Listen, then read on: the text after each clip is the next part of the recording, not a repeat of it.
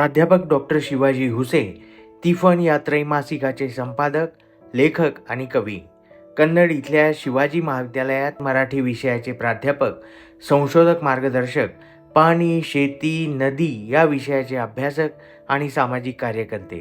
आतापर्यंत प्राध्यापक डॉक्टर शिवाजी हुसे यांचे 5 कविता संग्रह प्रकाशित झाले आहेत. त्यांना अनेक पुरस्कार देऊनही गौरविण्यात आलंय. त्यांचा आता युद्ध अटळ आहे हा काव्यसंग्रह नुकताच प्रसिद्ध झालाय. त्याबद्दलच आणि त्यांच्या साहित्य प्रवासाबद्दल ते माहिती देत आहेत. बाप झाला कासावीस हा माझा पहिला कविता संग्रह आहे. या कविता संग्रहामधून मी शेतकऱ्यांच्या व्यथा वेदना, शेतकऱ्यांचं दुःख आणि त्यांचे प्रश्न मांडण्याचा प्रयत्न केलेला आहे. त्यानंतर सखी आणि पाऊस या कविता संग्रहातून सखी आणि पाऊस यांच्यातील भावजीवनांचा वेध घेतलेला आहे. त्याचप्रमाणे वेदनांचा गाव हा माझा तिसरा कविता संग्रह आहे. या कविता संग्रहातून मी जागतिकीकरणानंतर बदललेलं गाव, गावातल्या माणसांचे प्रश्न, त्यांचं जगणं, राजकीय सामाजिक जीवन यावर भाष्य करण्याचा प्रयत्न या कविता संग्रहातून केलेला आहे. खरं तर त्या गावाच्याच वेदना आहे. त्यानंतर माझा प्रसिद्ध झालेला कविता संग्रह आहे सुकणामाईची कहाणी. हा थोडा वेगळा विषय मी ग्रामीण कवितेतून मांडण्याचा प्रयत्न केलेला आहे. नदीसारखा जो विषय आहे आणि विशेषतः सुकणा नदी, या नदीची जी अवस्था आहे, ही अवस्था मी या कविता संग्रहामधून मांडण्याचा प्रयत्न केलेला आहे.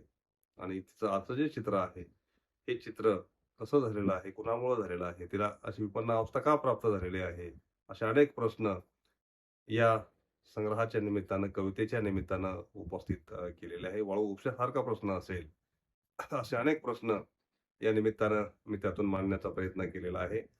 त्यानंतर आता युद्ध अटळ आहे हा नुकताच मागे प्रसिद्ध झालेला माझा 5वा कविता संग्रह आहे.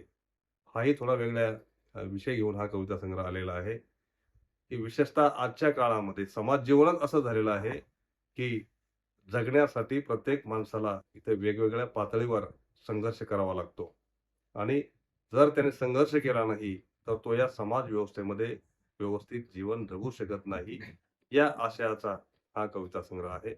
आणि या कविता संग्रहामध्ये बहुतांश करून सामाजिक चळवळीच्या अनुषंगाने मी जे काही काम करतो आहे, समाजामध्ये मी जे विषय घेऊन काम करतो आहे, ते विषय आणि त्या चळवळीच्या अनुषंगानं एकूण बदललेला माणूस, ग्रामजीवन, राजकारण, समाजकारण या सगळ्या गोष्टीवर, नातेसंबंध, जातीयता या सगळ्या गोष्टीवर भाष्य करण्याचा प्रयत्न या कविता संग्रहातील कवितेतून मी केलेला आहे.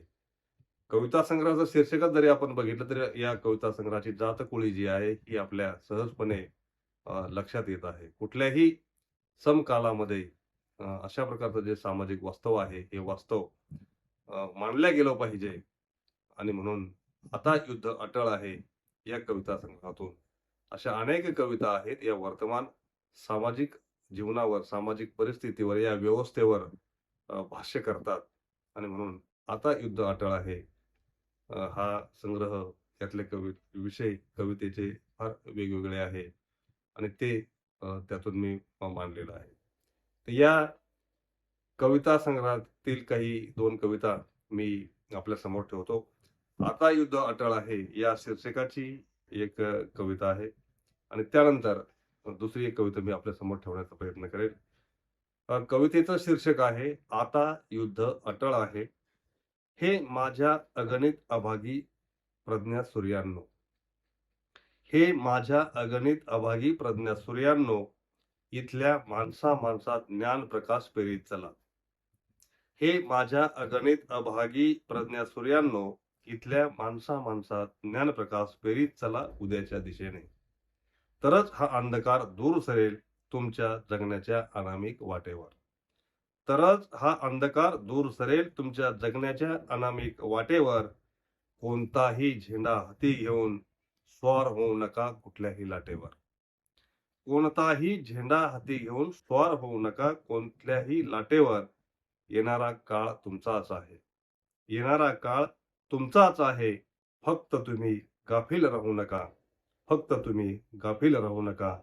नव्या युगाच्या नव्या लढाईला आता सज्ज व्हावेच लागेल. नव्या युगाच्या नव्या लढाईला आता सज्ज व्हावेच लागेल. अमानुष अन्यायी जगण्याला छेद देऊन नव्या इतिहासाचे साक्षीदार होण्यासाठी नव्या संघर्षाचे भागीदार व्हा. कारण आता युद्ध अटळ आहे. परिवर्तनाचे शिलेदार व्हा. आता युद्ध अटळ आहे. या शीर्षकाची ही कविता मी आपल्या समोर या ठिकाणी ठेवली. त्यानंतर मतदारांनो विकाऊ होऊ नका. मतदारांनो तुम्ही फक्त केवळ एक मतदारच नसता. मतदारांनो तुम्ही फक्त केवळ एक मतदारच नसता, तर या व्यवस्थेचा एक भाग असतात. तर या व्यवस्थेचाही एक भाग असतात. संविधानाने तुम्हाला बहाल केले आहेत. अमर्यादित अधिकार आणि अबाधित ठेवले. लोकशाही तुमचे अखंड अस्तित्व. इथल्या धनदांडगे आणि जातदांडग्यांनी तुमच्या मताच्या बोली लावून तुम्हाला बाजारू विकाऊ बनवले. इथल्या धनदांडगे आणि जातदांडग्यांनी तुमच्या मताच्या बोली लावून तुम्हाला बाजारू विकाऊ बनवले. बोटी आणि बाटलीच्या नादी लावून तुम्हास नामोहरम केले. तुमच्या मताची अशी किंमत होऊ शकत नाही. तुमच्या मताची अशी किंमत होऊ शकत नाही. त्याही पेक्षा अनमोल आहे तुमचे मत. त्याही पेक्षा अनमोल आहे तुमचे मत. इथल्या व्यवस्थेला हादरे देऊन ती उलथून टाकण्याची धमक असते तुमच्या लाख मोलाच्या मताची. इथल्या व्यवस्थेला हादरे देऊन ती उलथून टाकण्याची धमक असते तुमच्या लाख मोलाच्या मताची. त्याला असे मातीमोल बनवू नका. त्याला असे मातीमोल बनवू नका. तुमची मतं पदरात पाडण्यासाठी ते आखतात हरवणारी डावपेच. तुमची मतं पदरात पाडण्यासाठी ते आखतात हरवणारी डावपेच. एकदा तुमची मतं हिसकावून घेतली की दळणातून खडे बाजूला काढावेत तसे तुम्हाला काढले जाते बाजूला. एकदा तुमची मतं हिसकावून घेतली की दळणातून खडे बाजूला काढावेत तसे तुम्हाला काढले जाते बाजूला. मग विकासाचे कोणतेच मनसुबे रचता येत नाही की बाता मारता येत नाही लोकशाहीच्या. मग विकासाचे कोणतेही मनसुबे रचता येत नाही की बाता मारता येत नाही लोकशाहीच्या. तुम्ही जिवंत असता फक्त नावालाच. तुम्ही जिवंत असता फक्त नावालाच. तुमच्या मताचे राज्य आणायचे असेल तर एकमत करून संघटन केले पाहिजे. तुमच्या मताचे राज्य आणायचे असेल तर एकमत करून संघटन उभे केले पाहिजे. मातीशी बेईमानी करणाऱ्यांना तुम्ही कायमचे लाथाडले पाहिजे. मातीशी आणि मताशी बेईमानी करणाऱ्यांना तुम्ही कायमचे लाथाडले पाहिजे. तुम्हाला पिढ्यानपिढ्या ग्रहीत धरणाऱ्यांना तुम्ही लाथाडले पाहिजे.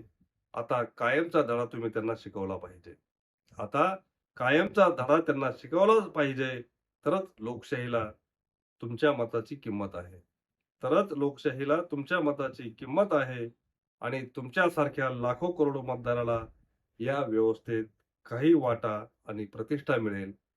तरच या व्यवस्थेत तुमच्यासारख्यांना काही वाटा आणि प्रतिष्ठा मिळेल. धन्यवाद.